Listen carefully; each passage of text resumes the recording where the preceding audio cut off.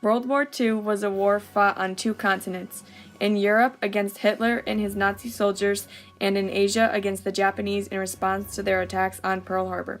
It cost thousands of lives, and America spent 4 long years in the war. This war saw new advances in technology and new fighting techniques. World War II was a brutal war and led to agreements to stop world wars from happening ever again.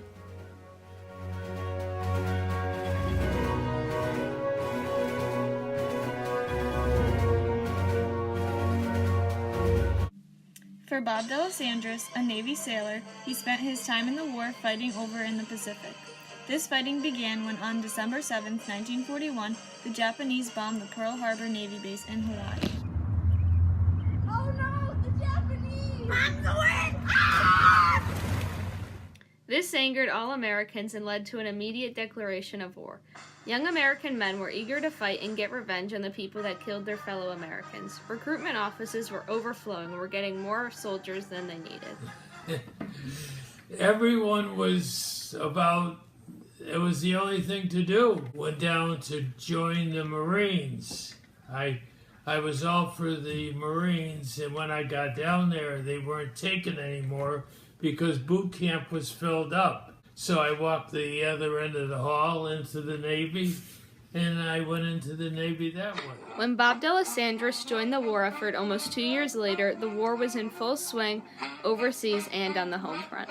Women were becoming involved in the war effort by doing things such as rationing and going to work in factories. Rosie the Riveter popularized this movement and got more women involved. On the home front, the United States was more united than ever. In the war, Bob D'Alessandris spent his time on various ships, including merchant ships and liberty ships. Slow, ugly, unarmed floating truck, like the Liberty ship of the 1940s. Ships born with a disastrous flaw. Liberty ships won the war for us. They were not meant to be pretty. They were meant to help save England. And they did. Bob first volunteered to be on a merchant ship, where he manned the guns and kept watch for German U-boats. These U-boats were German submarines and were responsible for the sinking of many American ships. However, it was possible to evade the missiles sent from these submarines.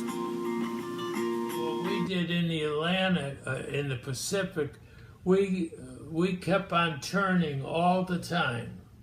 You never went in a straight, because if you went straight, if a submarine was out there, if they shot it, they could shoot a torpedo at you. In the Pacific, these U-boats were less of a problem. Here, the United States Navy had to worry about kamikaze attacks from Japanese planes. The Japanese pilots would fly their planes into the American ships, killing themselves and likely those on the ships. Many Japanese pilots even volunteered to be kamikaze pilots because it was seen as honorable. If they didn't take the mission, they would be thought of as cowards. By the end of the war, about 5,000 Americans and Allied sailors were killed in kamikaze attacks. While braving such attacks, American soldiers were taking part in the island-hopping technique over in the Pacific. Led by General Douglas MacArthur, this campaign targeted the islands in the Pacific that were not as heavily guarded by the Japanese. On April 26, 1942, MacArthur, along with Admiral William Halsey, launched an offensive plan named Cartwheel. In this, they cornered Japanese troops on Rabaul Island and eventually took control of the Solomon Islands. In June of the same year, through the use of this island-hopping technique, the United States was a supreme naval power in the Pacific, following the Battle of Midway. After this battle, the underestimated U.S. Navy was able to intercept messages about Japanese attacks. The United States struck early and inflicted irreversible damage on the Japanese naval fleet. With their new naval dominance, the United States naval fleet was able to advance as far as Iwo Jima by 1945, an island within 340 miles of the mainland. On February 19, 1945, American soldiers made their first offensive attack on Iwo Jima. In February, 3 Marine divisions took part in an amphibious invasion of the island, and after a month of brutal fighting, had wiped out the defending Japanese forces. This battle took much planning through air and naval bombardment along with technical planning. It led to the deaths of almost all the Japanese troops except for 1,000 that were taken as prisoners. For the Americans, the death toll was nearly 6,000, along with 17,400 American soldiers being wounded. This battle is most remembered by the photo of American soldiers raising the American flag, and has become a symbol of American power and resilience. Next came the Battle of Okinawa, the last and biggest of the Pacific battles in World War II. The campaign took place from April 1st to June 22, 1945. Highly outnumbered 130,000 to 287,000 soldiers, the Japanese had changed their strategy to focus on defense rather than offense. Along with this, they utilized mass kamikaze attacks and sent out their last big battleships called the Yamato. The Japanese were set up in strategic defense points on the island. We did get the Liberty ship. We went up to Okinawa. But Okinawa was tough to take. The Marines took that, and when I got there, we went ashore. We went on to the capital of Okinawa, and we went into it, and of course it was all bombed and everything, and it wasn't a city, at all. However, in all of the fighting in the Pacific, this battle took place on the most heavily populated island. This led to almost 100,000 civilian losses, an amount quite similar to the losses of the Japanese military. On the other hand, the U.S. lost approximately 7,000 men, had nearly 32,000 wounded, and 239 men missing in action, along with great naval losses on both sides. Even after this battle, the Japanese still wouldn't give up. However, the United States had a way to make the nation surrender.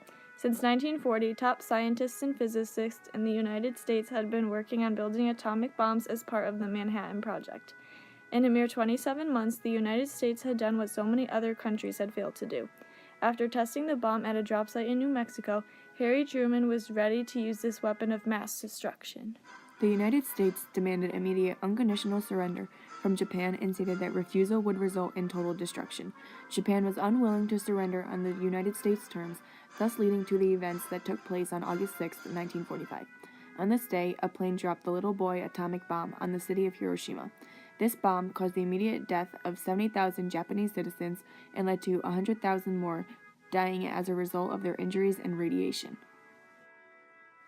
3 days later, the United States dropped the second atomic bomb, nicknamed Fat Man, on the city of Nagasaki, where 80,000 Japanese citizens perished. Finally, on August 14, 1945, Japan surrendered, marking the official end of World War II, as the Axis powers in Europe had surrendered May 8th of the same year.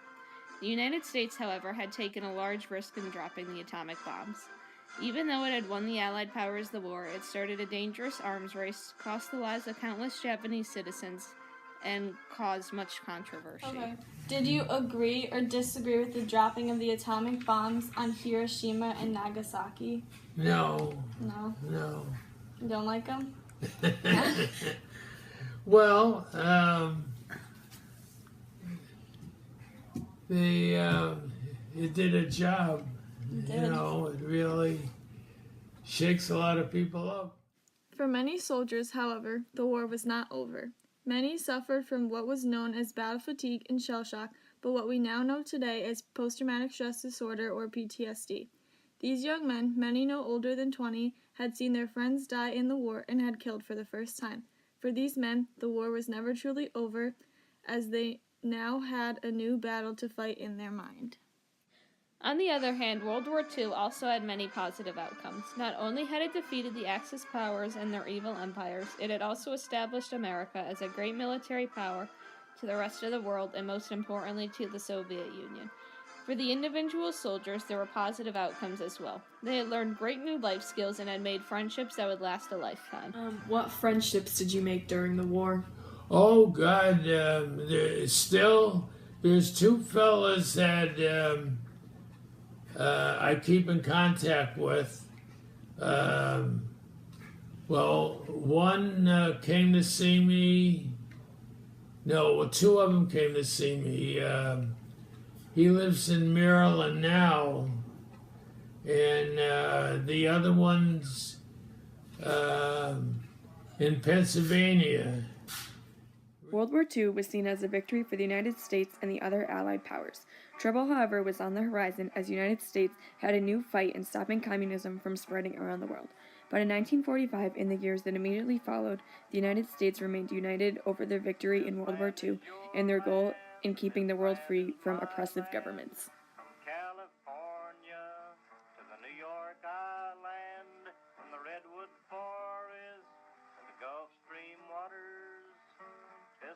land was made for you and